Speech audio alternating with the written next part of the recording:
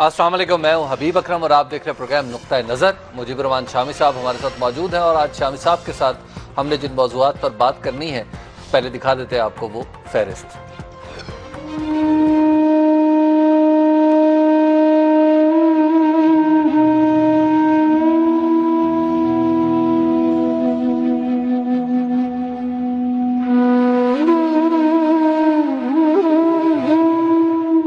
بلوچستان میں زلزلہ زدگان کی مدد کے لیے پاک فوج اور وفاقی حکومت نے بلینک چیک دیا ہے۔ چیئرمین NDM میں میجر جنرل سید علیم۔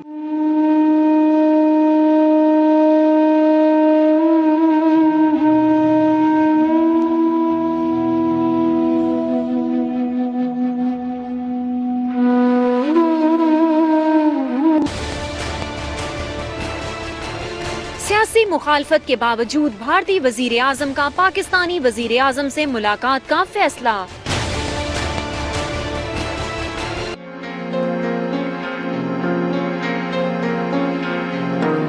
پشاور چرچ حملے کے بعد طالبان سے مذاکرات پر بڑھتا ہوا ابہام۔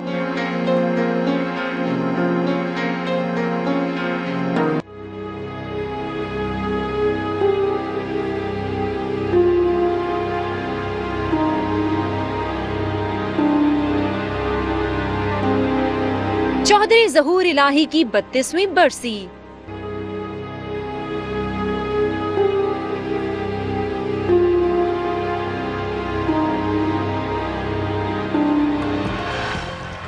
سب سے پہلی خبر بلوچستان میں زلزلے کی۔ شامی صاحب، بلوچستان میں زلزلے کے جو فگرز ہیں وہ سامنے آتے جا رہے ہیں۔ 328 اب صوبائی حکومت کہہ رہی ہے کہ ہلاک شدگان کی تعداد ہے which is increasing۔ دیکھیں، جو شدت کے اعتبار سے نا یہ زلزلہ ایسا ہے کہ پاکستان میں جس کی نظیر نہیں ملتی۔ اچھا، کیونکہ یہ ایک بلوچستان میں آیا جہاں آبادی بہت کم ہے اور رقبہ زیادہ ہے۔ بالکل۔ اگر یہ کنجسٹڈ ایریاز میں آتا، یعنی خیبر PK میں یا پنجاب میں یا سندھ میں، تو ہلاک ہونے والوں کی تعداد بہت زیادہ ہوتی، بہت زیادہ نقصان اس سے ہوتا۔ تو بہرحال اس پہ امدادی کاروائیاں شروع ہیں اور کمیونیکیشن گیپ بھی بہت ہے، فاصلے بہت زیادہ ہیں۔ بالکل۔ اور آبادی بڑی کم ہے، اس وجہ سے آمد و رفت بھی اتنی نہیں ہوتی، ٹریفک بھی اس طرح نہیں رواں دواں ہوتی، اور یعنی ٹرین کے ذریعے بھی ملے ہوئے علاقے نہیں ہیں، بسیں بھی اس طرح نہیں چلتی، ہیلی کاپٹر بھی بہت وقت لیتا ہے۔ تو بلوچستان کے بارے میں جب ہم بات کرتے ہیں نا یہاں بیٹھ کے، میں دیکھتا ہوں کئی ہمارے بھائی بند جو ہیں ان کو کچھ پتہ ہی نہیں ہے کہ بلوچستان کیا ہے، علاقہ کیا ہے، اس کا جغرافیہ کیا ہے، اس کی وسعت کیا ہے۔ وہ یہ سمجھتے ہیں جیسے ایک ماڈل ٹاؤن میں بیٹھے ہوئے گفتگو کر رہے ہیں یا کراچی کے PCHS پہ بیٹھے ہوئے گفتگو کر رہے ہیں، ویسے ہی وہ توقع کر رہے ہوتے ہیں امدادی اداروں سے بھی۔ تو بہرحال حکومت حرکت میں آئی ہے، اور فوج جو ہے پاکستان کی فوج جو ہر مشکل گھڑی میں قوم کے ساتھ ہوتی ہے، سیلاب آئے، زلزلہ آئے، اور ہماری ماشاءاللہ ایک بڑی ایک قابل فخر فوج ہے، اتنی ویل ٹرینڈ اور ویل ڈسپلن۔ تو 1000 کے قریب جو فوجی جوان ہیں وہ وہاں میرے خیال پہنچ چکے ہوں گے۔ جی بالکل۔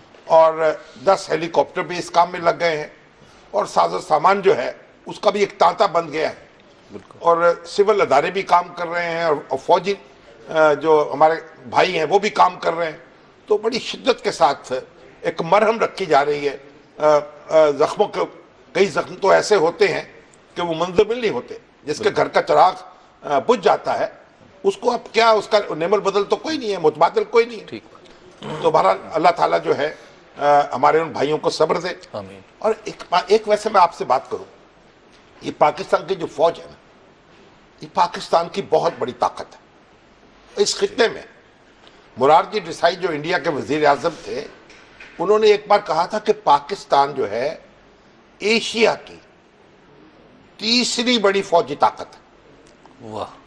چین، بھارت اور پاکستان۔ ٹھیک۔ اور پاکستانی فوج سیاسی اقدامات سے آپ جتنا بھی اختلاف کر لیں، لیکن جہاں تک اس کی کارکردگی کا تعلق ہے، اس کی دفاعی صلاحیت کا تعلق ہے، اس کے ڈسپلن کا تعلق ہے، اور اس معاملے میں آؤٹ ریچ کمال ہے۔ کمال ہے۔ اور جتنی ڈیڈیکیشن ہے اور جو ہمارے جو جرنیل ہیں جو افسر ہیں 65 کی جنگ میں بھی دیکھیں افسر کتنے شہید ہوئے. اور اب بھی آپ دیکھیے کبھی ایک جو ہمارے جنرل ثناء اللہ نیازی کس طرح انہیں اگلے مورچوں پہ دان دی نا ایک لحاظ سے میں سرحد کے اوپر بالکل. اب یہ دشمن کی نگاہ میں کھٹکتی ہے اور سارا زور جو ہے فوج کے خلاف اور ISI کے خلاف. ایک یعنی کوئی فتنہ جو ہے ایسا نہیں ہے جو منسوب نہ کیا جائے. اور باہر کی تو بات چھوڑ دیجئے ہمارے ملک میں ایسے دانشور پیدا ہو چکے جو دانشور بھی کہلاتے ہیں اور حماقت کا پہاڑ بھی. دیکھیے آج ہمارے حفیظ اللہ نیازی صاحب نے بڑا زوردار کالم لکھا ہے یعنی اور بتایا ہے کہ پوری دنیا میں جو فوج ہے امریکہ کی فوج برطانیہ کی فوج دوسرے ملکوں کی فوج ہے کس طرح پرائیویٹ لشکر تیار کرتی ہیں کس طرح پرائیویٹ ایجنسیز کو ہائر کرتی ہیں. یہ بلیک وائٹر کون ہے یہ دوسری ادارے پتہ نہیں طرح طرح کے ان کے نام ہیں جو ایک پرائیویٹ آرمیز ہیں ایک لحاظ سے وہ انہوں نے کھڑی کی ہوئی ہیں. اور یہ بہت سی ڈرٹی ٹرکس جو ہیں وہ ان کے ذریعے کرتے ہیں ڈرٹی گیمز ان کے ذریعے سے کرتے ہیں اور اپنے آپ کو بچا کے رکھتے ہیں. اب یہ ہمارے ہاں جو ریمنڈ ڈیوس آیا تھا وہ کون تھا اور جو عراق میں قیامت ڈھائی ہے وہ کس نے ڈھائی ہے. اور اب دیکھیے یہ فوج جو ہے امریکہ کی برطانیہ کی اس نے کس طرح سے اپنی قوم کو گمراہ کیا ہے یعنی عراق کے معاملے میں بالکل. اور بعد میں کس طرح سے معافیاں مانگی ہے. خود کولن پاول جو تھے انہوں نے وزیر خارجہ تھے امریکہ کے معافی مانگی کہ میں نے غلط اطلاعات دی یہ چوک ہو گئی مجھ سے میں یہ وہ بھی دھوکہ کھا گئے.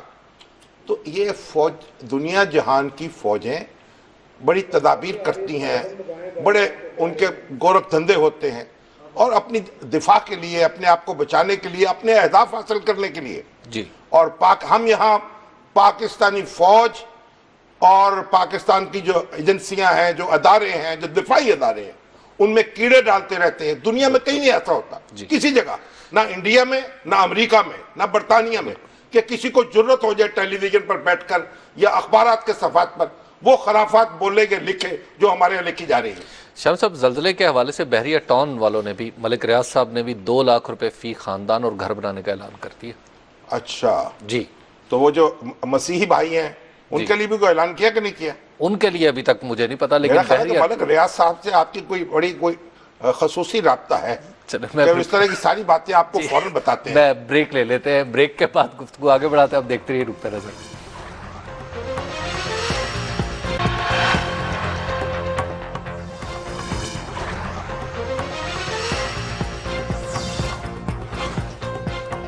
نقطہ نظر میں ایک بار پھر خوش آمدید. بریک پر جانے سے پہلے شام صاحب ہم بات کر رہے تھے فوج کی اور اب ذرا کر لیں فوج کے کمانڈر کی بات. جی بچپن سے ہم ایک بات سنتے چلے آ رہے ہیں جس ملک میں اپنی فوج نہیں ہوتی نا اس میں دشمن کی فوج ہوتی ہے. واہ بالکل ٹھیک. اور دیکھیں غلطیاں تو ہوتی ہیں نا. اب بش صاحب کیا کر کے گئے ہیں وہاں امریکہ کے ساتھ بالکل. کبھی ماتم سنا امریکہ میں؟ نہیں. چائنا میں کیا ہوا ان کے کلچرل ریولوشن میں لاکھوں افراد مارے گئے کبھی ذکر سنا؟ نہیں. انڈیا میں فسادات کتنے ہوتے ہیں اور بھی گجرات کا فساد کیسے ہوا کبھی ذکر سنا؟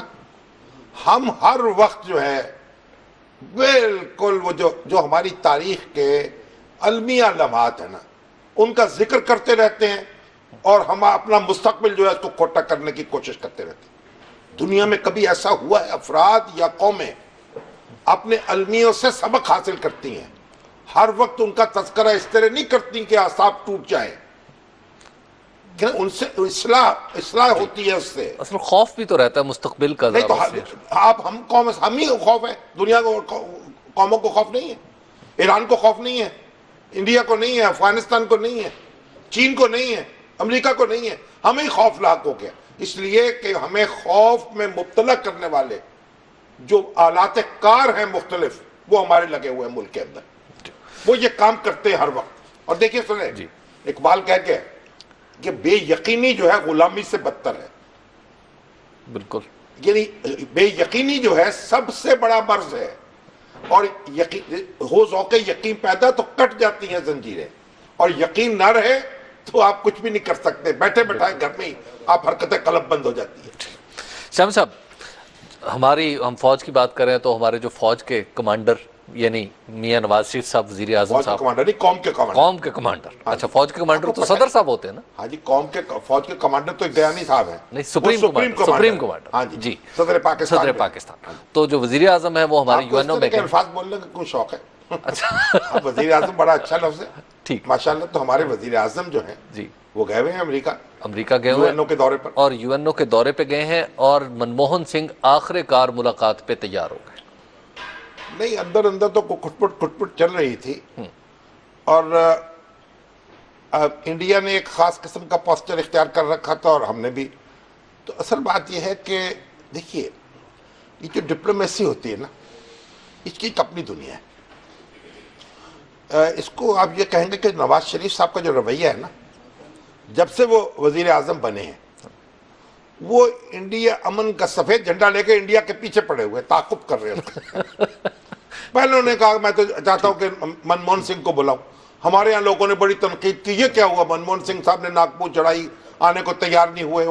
ان کا اپنا میڈیا ہے. بالکل. تو اس نے وہ ان کے دیوار من کے حائل ہو کے. بھائی بات یہ ہے کہ ایک پیس آفینسو ہوتا ہے نا جو، جی وہ بھی کوئی چیز ہوتی ہے.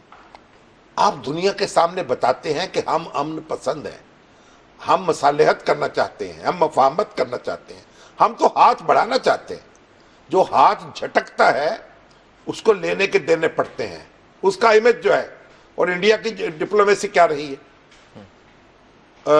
بغل میں چھری منہ میں رام رام. ٹھیک ہے. اور ہم کیا کہتے ہیں، منہ میں چھری رہتی ہے ہمارے، ذرا بغل میں رام رام ہوتا. جی یہ ہمیں پولائٹ ہونا چاہیے، ہمیں متوازن ہونا چاہیے، ہمیں امن کا متلاشی ہونا چاہیے، لگنا بھی چاہیے. ٹھیک. جنرل ضیاء الحق مرحوم جو تھے، انہوں نے کمال حاصل کیا.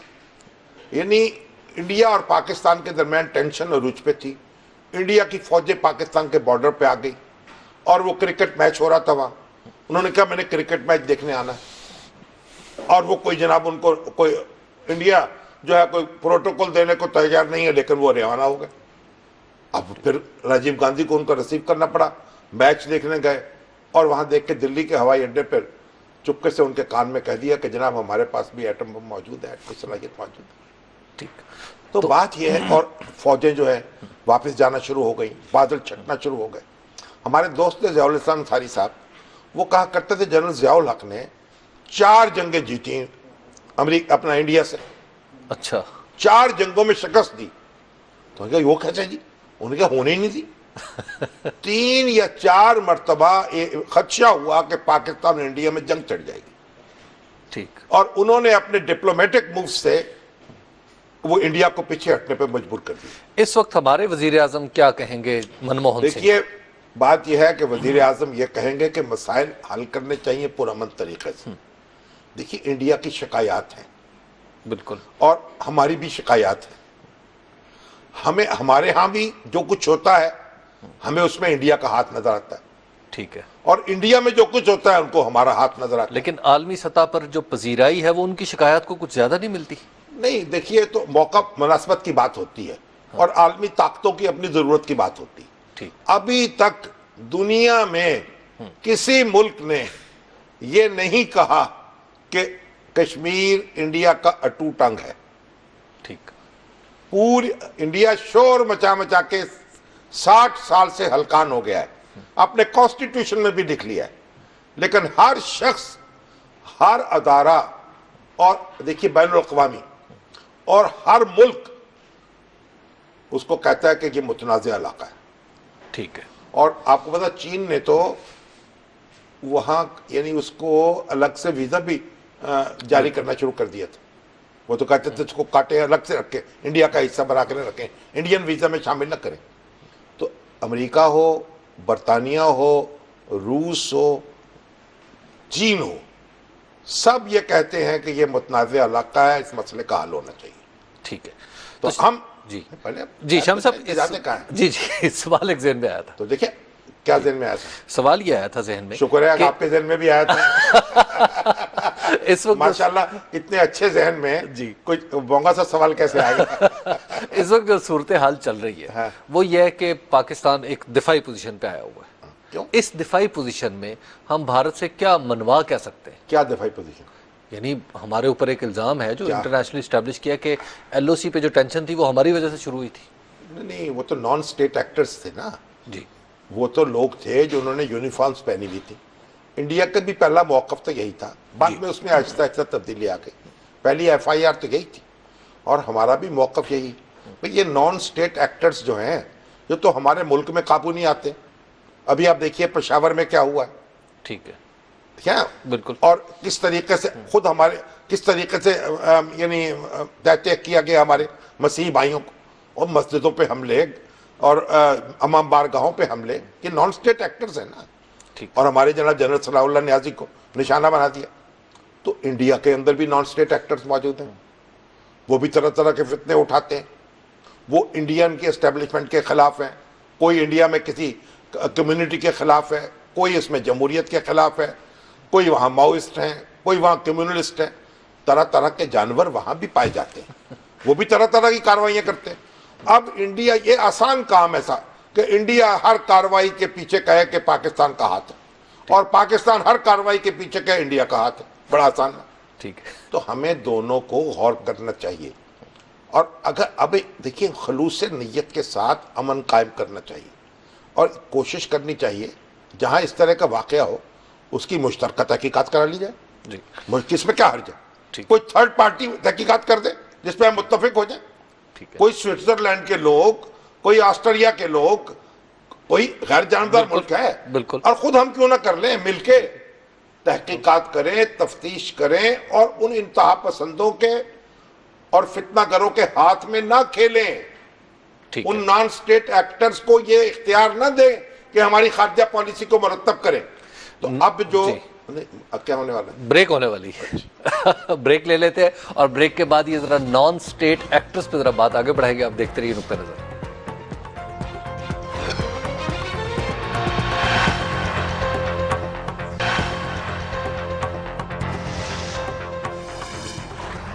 نقطہ نظر میں ایک بار پھر خوش آمدید. بریک پر جانے سے پہلے بات کر رہے تھے ہم نان اسٹیٹ ایکٹرز کی. تو شام صاحب، نان اسٹیٹ ایکٹرز سے اب ہم مذاکرات بھی کرنے جا رہے ہیں. ہاں یہ نان اسٹیٹ ایکٹرز جو ہیں جی یہ تو اب دیکھیں اصل میں ہر نان اسٹیٹ ایکٹر جو ہے نا اس کا شجرہ نسب ایک نہیں ہے. اچھا. یہ تو بعض مخصوص حالات میں پیدا ہو گئے. جو امریکن فورسز آئی یہاں افغانستان میں اور اس کے بعد جو طالبان کی حکومت ختم ہوئی اور اس کے اثرات ہم تک پہنچے. دیکھیں جو ہمارا قبائلی علاقہ ہے اور جو افغان علاقہ ہے وہ ایک دوسرے سے ملے ہوئے ہیں. ٹھیک ہے. کبھی ایک قبیلہ ادھر ہے، دوسرا ادھر ہے، اس کا آدھا حصہ ادھر ہے، آدھا حصہ ادھر ہے.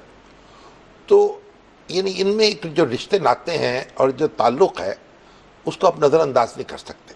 تو اس کے اثرات جو ہے نا، جیسے اگر ہمسائے میں آگ لگ جائے تو آنچ آپ تک بھی پہنچتی ہے نا. جی. اور بعض اوقات آگ اپنے آپ کو لپیٹ میں لے لیتی ہے. وہی کیفیت ہوئی ہے. تو یہ ایک جو ہمارے نان اسٹیٹ ایکٹرز ہیں وہ اس میں طرح طرح کے ہیں، ایک طرح کے نہیں ہیں. اور ان میں سے کئی تو کرمنلز ہیں. ٹھیک ہے. جنہوں نے نقاب اوڑھ لی ہیں طرح طرح کے. لیکن کئی ایسے ہیں جو امریکن فورسز کے افغانستان میں آنے کے بعد ان کے اثرات کے نتیجے میں پیدا ہوئے. ٹھیک ہے. ہم ان سے بات چیت کرنے کی کوشش کر رہے ہیں. ٹھیک. اور ہم یہ چاہتے ہیں کہ وہ ہتھیاروں کی زبان میں بات نہ کی جائے بلکہ محبت کی زبان میں بات کی جائے. اور وہ جس طرح پٹری سے اترے ہیں ان کو پٹری پر چڑھا دیا جائے دوبارہ. باوجود اس کے کہ جب ہم نے محبت سے کہا کہ ہم مذاکرات کریں گے تو انہوں نے میجر جنرل پہ حملہ کیا اور دیگر حملے کیے، اور پھر چرچ والا جو واقعہ ہے. اب چرچ کا یہ بھی تو رونما واقعہ ہو جو گیا. ہے وہ انہوں نے کہا ہم نے نہیں کیا، اور پہلا حملہ جو ہے ان کے ایک گروپ نے کہا کہ ہم نے کیا ہے. اب یہ تو دیکھیے یہ بہت افسوسناک واقعات ہیں اور اس سے ان کو نقصان پہنچا ہے. ٹھیک ہے. اب دیکھیے چرچ کا واقعہ جو ہے، اب کئی لوگ تو ہمارے یہاں یہ کہہ رہے ہیں کہ یہ انہوں نے گھبرا کر اس کا رد عمل دیکھ کر انکار کیا ہے، اور کئی لوگ یہ کہہ رہے ہیں کہ نہیں، ان کے کسی گمراہ ایلیمنٹ نے یہ کام کیا ہے ٹھیک ہے. جو بہت ہی نا سمجھ اور بہت ہی کوتا نظر ہے. ٹھیک ہے. یا کسی نے اس کو استعمال کر لیا ہے کسی کوئی بیرون ملک سے یا کسی ایجنسی نے. یہ ساری چیزیں ساری احتمالات موجود ہیں. اب ہم اس میں جب یہ اس طرح کے حالات پیدا ہو جائیں آپ قطعیت کے ساتھ یہ نہیں کہہ سکتے کہ یہ بات اس طرح سے ہے یہ بات اس طرح سے ہے. آپ اس میں شکوک و شبہات رہتے ہیں. ٹھیک. اور ایک بات دوسری بات یہ جو افغان طالبان ہے لیکن پاکستانی طالبان تو اس کے نتیجے میں پیدا ہوئے ہیں نا. افغان طالبان کا تو شکوہ یہ ہے کہ امریکہ نے ان کے ملک میں آ کر ان کی طاقت ختم کی ہے یا ختم کرنے کی کوشش کی ہے, ان کی حکومت ختم کی ہے. ٹھیک. لیکن پاکستانی طالبان جو ہے نا ان کا تو اس طرح کا کوئی معاملہ نہیں ہے. نہ ان کی کہیں حکومت تھی جو ہم نے اس کا تختہ الٹ دیا. یہ تو اس کے نتیجے میں یہ تو ایک آپ یوں کہہ لیجئے وہ جو اس میں ان کے ساتھ دیوانگی میں مبتلا ہو گئے. بائی پروڈکٹ ہے. بائی پروڈکٹ ہے جی. تو اب جب ایک بیسک جو ایشو ہے وہ ریزالو کرنے کی کوشش ہو رہی ہے ٹھیک ہے. تو یہ جو ایشو ہے اس کو اس کے نتیجے میں بھی لازماً ٹھیک ہونا ہے, درست ہونا ہے. اور ان کو بھی لڑتے لڑتے ہوئے سمجھ گئے کہ اگر سمجھنا چاہیے کہ کتنی دیر تک یہ صورت جو ہے خرابی کی رہے گی. اب شامی صاحب جو بیانیہ میں جو تبدیلی جو نیریٹو میں تبدیلی آئی ہے ان واقعات کے بعد, اب اس میں ایک تو یہ ہے کہ گورنمنٹ کی طرف سے اشارے آ رہے ہیں کہ وزیر اعظم واپس آئیں گے تو ہم ریوزٹ کریں گے. نہیں ایسے اور ہاں دیکھیے ریوزٹ ہو سکتا ہے اگر کوئی بات چیت پر تیار نہ ہو, مفاہمت پر تیار نہ ہو. مگر میرا خیال نہیں ہے کہ کوئی آدمی بقائمی ہوش و حواس پوری پاکستانی قوم اور پاکستانی ریاست کے سامنے کھڑا ہو سکتا ہے. ٹھیک ہے. اور دیکھیے ابھی تو ہمارے ہاں ہم یہ الجھاؤ پیدا ہو جائے, الجھی ہوئی صورتحال ہے. دیکھیے ایک ایسی صورتحال نہیں ہے جس میں راستے سیدھا نہیں جا رہا, ہم اس میں چڑھتے چلے جائیں. نہیں, عمران خان تو کہہ رہے ہیں ایک جا رہا ہے. کیا وہ یہ کہہ رہے ہیں کہ ہمیں نہ صرف سیز فائر کرنا چاہیے بلکہ انہیں آفس کھولنے کی اجازت دینی چاہیے جیسے امریکہ نے طالبان کو قطر میں دی. عمران خان صاحب جو ہیں ان کو یہ بات معلوم ہونی چاہیے, پہلے تو معلوم ہونی چاہیے یہ کرکٹ نہیں ہے. ٹھیک. یہ سیاست ہے اور یہ ریاست کے معاملات ہیں. افغان طالبان جو ہیں وہ ایک ان کی حکومت ختم ہوئی تھی, وہ ایک لازمی فریق ہے. پاکستانی طالبان جو ہیں ان کو ہم نے بین کیا ہے یہاں. ٹھیک. ان کو مطالبہ کرنا چاہیے کہ ان سے پابندی اٹھا لی جائے. ٹھیک. دفتر کھولنے کی بات کیا بات ہے, پابندی اٹھائی جا سکتی ہے بات چیت کے نتیجے میں یا بات چیت سے پہلے, بشرطے کہ یہ اعلان ہو جائے کہ ہتھیار انہوں نے رکھ دیے ایک طرف, نہیں وہ ہمیں دے نہ دیں, یہ عہد ہو جائے کہ ہم پرامن طریقے سے جدوجہد کریں. نہیں, عمران خان تو کہہ رہے ہیں پہلے ہم سیز فائر کر لیں. نہیں, سیز فائر تو ہو سکتی ہے, ہم اعلان کریں کہ بھئی کوئی کارروائی نہیں ہوگی طالبان کے خلاف ٹھیک. آج سے. ٹھیک ہے, فرض کریں اور اس کے بعد وہ بھی ظاہر ہے کو کارروائی اعلان کر دیں گے ہم کو کارروائی نہیں کریں گے. اب اگر کوئی اکا دکا گروپ جو ہے یا کوئی سپوائلر جو ہے وہ اگر کوئی کارروائی کرتا ہے تو پھر دونوں کو مل کے اس کی سرکوب بھی کرنی چاہیے. ٹھیک. یہ سیز فائر ہو سکتی ہے لیکن گھوڑے کے آگے گاڑی نہیں باندھی جا سکتی. شامی صاحب ایک بریک لے لیتے ہیں, بریک کے بعد گفتگو آگے بھی بڑھائیں گے اور پھر آپ کے سوالات بھی لینے کی کوشش کریں گے پروگرام میں. آپ دیکھتے رہیے نقطہ نظر.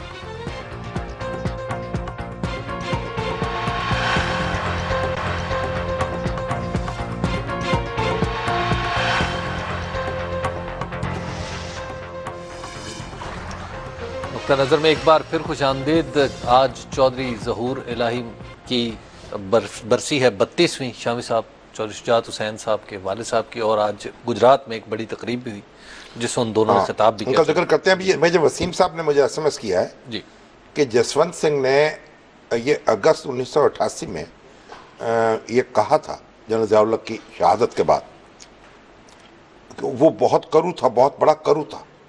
اچھا. اس نے امریکیوں کو ڈرایا, ہندوؤں کو رلایا اور روسیوں کو بگایا. واہ. یہ انڈیا ٹوڈے میں وہ کہتے ہیں انہوں نے اس میں مضمون بھی لکھا انہوں نے جنرل ضیاء الحق پر. ٹھیک. تو یہ ان کی شان بیان کی ہے انہوں نے. بہرحال چودھری ظہور الہی مرحوم جو تھے ان کو 32 سال ہو گئے ہم سے رخصت کو, اور آج تو ان کی برسی منائی گئی ہے. گجرات میں تقریب ہوئی اور چودھری परवेज अलाई साहब भी बीमार थे, उनका ऑपरेशन हुआ था लंदन से, वो भी आ गए सेहतमंद होकर माशाअल्लाह। और चौधरी शुजात हुसैन साहब ने भी खिताब किया और परवेज अलाई साहब ने भी ज़ोरदार खिताब किया। उन्होंने कहा कि हमारे दौर का जो पंजाब था, यानी जब वो वज़ीर आला थे, आज के पंजाब से, जबकि शहबाज शरीफ साहब वज़ीर आला वज़ारत बेहतर था। फिर उन्होंने बड़ी मिसालें दी हैं, डॉलर उस वक्त 60 रुपए का था, अमन व अमान की क्या हालत थी और ग्रोथ किस तरह हो रही थी और किस तरीके से लोग सुख की नींद सो रहे थे, बिजली कितनी सस्ती थी वगैरह। अब ये जो है चौधरी साहब के कई दावे जो हैं वो तो दुरुस्त हैं अपनी जगह, और हालात जो हैं उनमें ख़राबी भी पैदा हुई है, लेकिन जो शहबाज शरीफ साहब हैं वो भी अपने तौर पर कई दावे कर सकते हैं, इससे कतई नज़र। तो चौधरी परवेज अलाई साहब हैं चौधरी ज़हूर अलाई के दामाद और भतीजे, और चौधरी शुजात हुसैन साहब हैं उनके बेटे।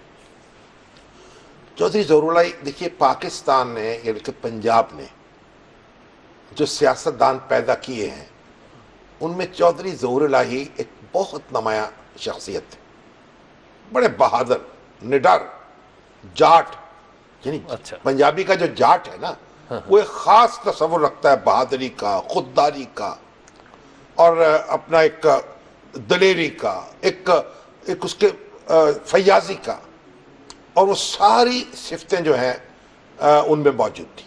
अच्छा। दस्तरखान खुला, हाथ खुला, गरीबों के काम आने वाले और जो मुश्किलात में लोगों का साथ देने वाले और अपनी बात पर डट जाने वाले मुस्लिम लीग के लीडर थे। भुट्टो साहब के साथ दोस्ती भी रही और लड़ाई भी हुई, और जब लड़ाई हुई तो ऐसी हुई कि बहुत कम लोग जो है इस तरह की लड़ाई कर सके। अच्छा। भुट्टो साहब ने उनको गिरफ्तार किया, उनको सज़ा दिलवाई, उनके खिलाफ तरह तरह के मुकदमात कायम हुए, उनके कारखानों पर कब्जे हुए, उनकी ज़मीनों पर कब्जे हुए, उनके जायदाद को तबाह की गए, उनके बच्चों पर मुकदमे बने, परवेज अलाई पर, शुजात हुसैन पर दर्जनों मुकदमा। और चौधरी ज़हूर अलाई जो थे उन पर एक मुकदमा यह बना कि उन्होंने पर्ल कॉन्टिनेंटल में किसी शख्स से बात करते हुए ये कहा कि हम भुट्टो का तख्ता उलट देंगे।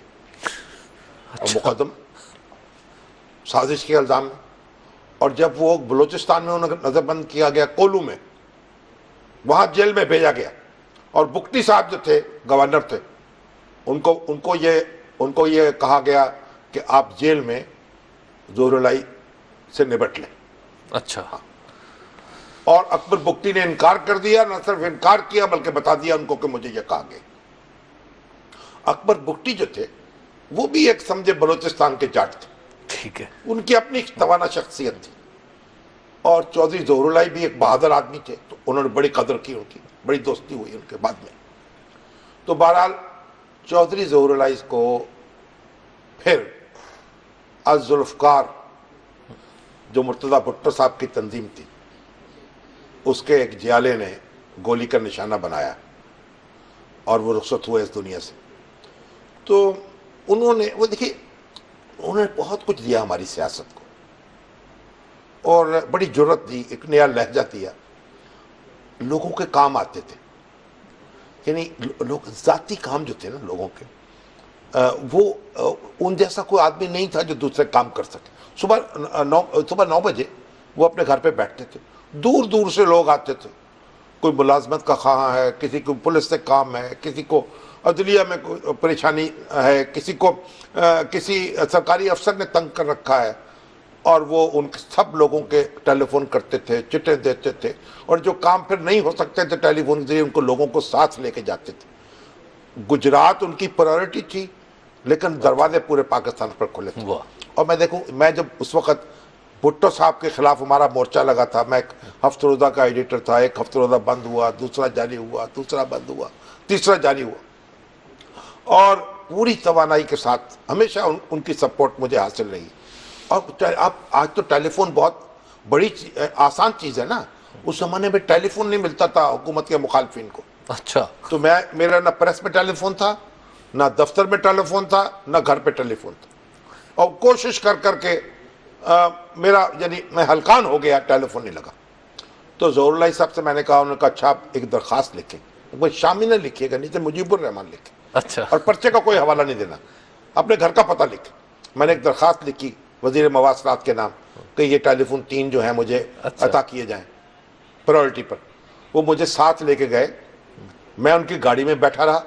ممتاز علی بھٹو وزیر مواصلات تھے, اچھا, اور بڑے کھڑکے دڑکے کے وزیر, ان کا آرڈر فوراً امپلیمنٹ ہوتا تھا. یہ پرل کانٹیننٹل اس وقت انٹر کانٹیننٹل کہلاتا تھا. اس کے باہر اپنی گاڑی میں مجھے بٹھا گئے اور ممتاز بھٹو سے ملنے کے لیے گئے. اچھا, اور تھوڑی دیر کے بعد واپس آئے, اس میں لکھا ہوا تھا install and report with in 24 hours. اور 24 گھنٹے کے اندر 3 ٹیلی فون لگ گئے. واہ. تو چودھری ظہور الہی جو ہیں, انہوں نے لوگوں کو اتنا فیض پہنچایا ہے, اور ان کے گھر, ابھی جو ان کے گھر میں برکت ہے وہ ان کی مزاج کی برکت بھی ہے, اور ان کے خون کی برکت بھی ہے. ان کی شہادت کو بھی اللہ تعالیٰ نے قبول کیا, ان کے کاروبار میں وسعت ہوئی. اور ان کے جو بیٹے ہیں شجاعت اور پرویز جو ان کے داماد ہیں, ان کی سیاست سے اختلاف کیا جا سکتا ہے, اور کئی مقامات پر مجھے شدید اختلاف ان سے رہا ہے, لیکن انہیں اپنے باپ کی, اپنے بزرگوں کی روایات کو باقی رکھا ہے. ایک دسترخوان وسیع ہے, جو آتا ہے, دیکھیں نا, ایک لنگر ہے. جیسے آپ دیکھیں ہمارے یہاں بزرگوں کی خانقاہوں پہ لنگر ہوتا ہے نا, ان کے گھروں میں اس طرح کے لنگر ہیں. اور جو مسئلہ آپ لے کے چلے جائیں, آپ جانتے ہو نہ جانتے ہو. اور چوہدری صاحب ایک دن مجھے گھر سے بلایا. اچھا, کہنے لگے آپ, اچھا, انداز بڑا عجیب تھا, میرے گھر کے پاس تھا ان کا گھر. تو کہنے لگے اچھا, فون کیا, آپ کیا کر رہے ہیں؟ میں کہا اچھا کتنی دیر میں گھر سے نکلیں گے؟ کیونکہ میں نے آنا ہے آپ کے پاس. میں نے کہا میں ذرا کام ہے. میں نے کہا نہیں, میں آپ کے پاس سے ہوتا جاتا ہوں, میں دفتر جا رہا ہوں, راستے میں آپ کا مکان پڑتا. تو مجھے ایک لفافہ دیا, اس میں 500 روپے تھے. 500 روپے اس وقت بہت ہوتے تھے. اچھا, بہت ہوتے تھے. آج کے آپ سمجھے 20,000 25,000 کے برابر ہوں گے. ٹھیک. کہنے لگے میں جا رہا ہوں راولپنڈی, اور یہ کام ہے جو آپ نے خود کرنا ہے, کسی دوسرے کو نہیں بھیجنا. مجھے لوگوں پہ اعتبار نہیں ہو رہا تھا, اس لیے میں نے خود آپ کو زحمت دی. میں نے کہا کیا کرنا؟ انہوں نے کہا آپ نے حبیب جالب کے بعد گھر جانا ہے. گھوڑا ہسپتال کے قریب ان کا گھر ہے. وہ شاید اس وقت جیل میں تھے حبیب جالب, اور یہ آپ نے خود ان کی اہلیہ کو دینا ہے. واہ. اور چودھری ظہور الہی, میرے اور ان کے درمیان بھٹو صاحب کی سے جو اختلاف تھا وہ مشترک تھا, اور اسی اختلاف نے ہمیں ایک دوسرے کی محبت میں مبتلا کر دی. ٹھیک. اور میں آج بھی ان کو یاد کرتا ہوں, ان کے لیے دعا کرتا ہوں. جی. اور اللہ تعالیٰ ان کی مغفرت کرے, آمین, اور ان کی جو خوبیاں قبول کرے. شمس صاحب, آپ سمجھیں آج کہ ہمارے پاس ایک ذاتی جو نقصان ہے, میں سمجھتا ہوں ملکی سیاست کا تو جو نقصان ہوا سو ہے, ایک ذاتی نقصان ہے ہمارے جو پاس. محسوس کرتا ہوں. شمس صاحب وقت آج ختم ہو گیا, لیکن ایک سوال ہے بڑا دلچسپ. وہ یہ ہے کہ جی نسٹ یونیورسٹی ہے اسلام آباد کی, سرکاری یونیورسٹی, وہاں پر جو ہے جی ایک ڈریس کوڈ نافذ کیا گیا ہے جس پہ خواتین کے لیے, اور اگر اس ڈریس کوڈ کی پابندی نہیں ہوگی تو جرمانہ بھی ہوگا. ساتھ ایک خبر بھی لنک کی ہے, پوچھنے والے ہیں جی عذرا خاتون ہے. Azra National University of Science and Technology. Dress code تو اس طرح نہیں لگا, انہوں نے کہا ہے کہ جو بچیاں جو ہے نا, یہ جینز پہن کے آتی ہیں نا, اور ٹائٹس یعنی کسے ہوئے قمیضیں, ایسی قمیضیں ہیں جو پنجابی کا نہیں, وہ کہ میرا کلت سے ٹوٹ پہنا تنگ ہو گیا, تو وہ جو جیسے معلوم ہوتا کہ یعنی بس تنگ بنیان پہنی, جیسے وہ لباس پہن کے آتی ہیں, وہ لباس نہ پہنے. اس پر ہمارے انگریزی ایک اخبار کو بڑی تکلیف ہوئی ہے, لیکن میں تو بہرحال ان کی انتظامیہ کو مبارکباد پیش کرتا ہوں. ٹھیک. ہر یونیورسٹی کو کوئی نہ کوئی ڈریس کوڈ اخلاقی قدریں جو ہیں وہ ملحوظ رکھنی چاہیے, اور یہ بچیاں جو ہیں ان کے والدین کو بھی سوچنا چاہیے کہ یہ کوئی اس پہ کیٹ واک میں جا رہی ہوتی ہے بچیاں. مجھے لگ رہا ہے یہ سارے جو پروڈیوسر ہیں نا بما اپنی ٹیم کے, اگر یہاں پہ آ جائیں گے کل اس پہ مزید گفتگو کریں گے. آج ہمارے پروگرام کا وقت ختم ہو گیا ہے, ہمیں دیجیے اجازت, کل پھر ملاقات ہوگی. اللہ نے کے بعد.